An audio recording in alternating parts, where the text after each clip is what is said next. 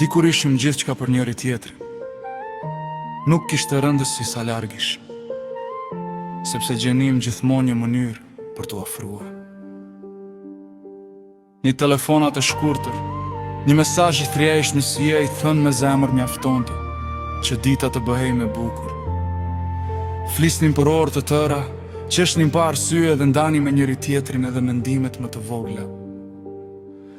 Ti ishe njeriu që kërkoja kur më ndodhte diçka e mirë, por edhe kur zemra më rëndohej nga mërsia. Më kujtohet sa shumë plane bënim, thoshim se do të udhëtonim bashkë, se do të shikonim vendet që i ëndërronim drejt kohësh, se do të ishim pranë njëri tjetrit në çdo moment të jetës. Ato plane dukeshin aq reale, sa që unë i besoja pa asnjë dyshim. Mendoja se disa njerëz nuk largohen kur, se disa lidhje janë më të forta se koha, por koha pa bërë zhurmë filloi të na ndryshonte. Në fillim u ralluam bisedat, njëri ishte i zënë, tjetri i lodhur. Pastaj filluan vonesat në përgjigje, heshtjet e gjata dhe mungesa e atij entuziazmi që kishim dikur.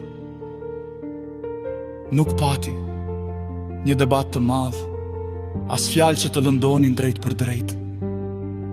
Ishte një largim i ngadalt, aq i ngadalt sa nuk e kuptuam kur ndodhi. Një ditë kuptova se kisha shumë kohë pa dëgjuar zërin tënd dhe se emri yt nuk shfaqej më në ekranin tim si më parë. Dhe atëherë më goditi mendimi më i trisht, u harua.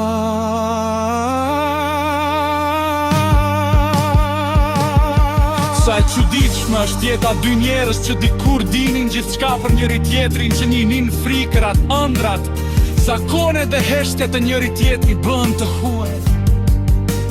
Tani ndoshta kalojmë në të njëjtat rrugë pa e ditur, shohim të njëjtin qiell në mbrëmje, dëgjojmë të njëjtat këngë, por nuk i ndajmë më me njëri tjetrin. Ndonjëherë përpiqem të kujtoj bisedën tonë të fundit, mundohem të gjej një moment ku mund të kishim ndaluar këtë largim. Një fjalë që nuk e tham, një hap që nuk e hodhëm, por përgjigja nuk vjen kur.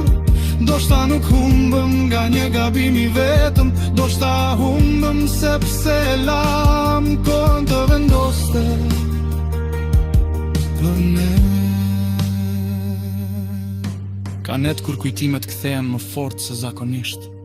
Mbyll syt dhe m'duket sikur je ende aty, sikur do të më shkruash pa pritur dhe do të më thuash se të kam munguar. Më kujtohet mënyra si qeshi, si zemëroheshe për gjëra të vogla dhe si arrije të më qetësoje vetëm në disa fjalë. Ato kujtime nuk janë zhdukur, edhe pse ne jemi larguar nga jeta e njëri tjetrit. E di çfarë më dhem më shumë, që nuk të urrej dot, do t'ishte më e lehtë po të kishte ndodhur diçka e rëndë, po të kishim thënë fjalë të këqija dhe ta kishim mbyllur gjithçka me zemërim. Por mesh mbreti vetëm heshtja, një heshtje që u rri çdo ditë, derisa mbuloi gjithçka që kishim ndërtuar. Megjithatë, unë besoj se njerëzit që kanë qenë të rëndësishëm nuk harrohen plotësisht. Edhe kur nuk flasim më, edhe kur jeta na çon në drejtime të tjera, një pjesë e zemrës ruan gjithmonë diçka. Mund të harrojmë datat, bisedat, premtimet, por nuk harrojmë ndjesin që na ka dhënë dikush. Ti do të mbetesh gjithmonë kujtimi i një kohe kur isha i lumtur vetëm, sepse ekzistoje në jetën time. Ndoshta një ditë do të takohemi rastësisht, do të ndalemi për pak sekonda, do të buzëqeshim me ndrojtje dhe do të pjesim si je. Do të flasim si dy njerëz që njihen, por jo si dikur, dhe pasi të ndajemi përsëri.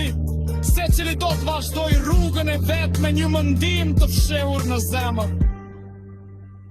Dikur ishim shumë pranë, pastaj pa e kuptuar, u haruam. E ndoshta kjo është forma me dhimbshme e humbjes.